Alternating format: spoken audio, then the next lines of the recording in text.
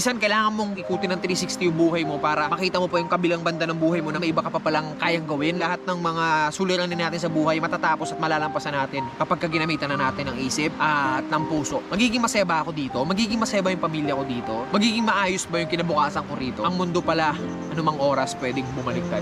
Alam mo yun, nakakala mo nung dito na yun. Akala mo ito na yung happy-go-lucky, ito na yung pinakamasayang sitwasyon. Ito na yung buhay ng tao habang buhay. Biglang pagising mo pala kinabukasan, bam! Ayoko magsayang ng panahon kasi yun na, walang may alam kung ano mangyayari bukas o anong mangyayari sa susunod na araw. Magiging maayos ba o hindi. Kaya dapat bawat araw samantalahin natin. Kung ano man yung mga pinagdaraanan nyo ngayon, palagi nyo tandaan na malalampasan nyo yan. Kaya nga pinagdaraanan kasi dapat daanan lang natin yan. Huwag nating tatambayan. Mahalin natin ang bawat isa, mahalin natin sarili natin, mahalin natin ang mga taong nagmamahal sa atin. Ano man ang mangyari, ano man ang mga negatibong dumating sa buhay natin, lagi natin tignan ang positibong parte noon dahil meron at meron yan. Lahat na nangyayari sa atin ay meron nangyayari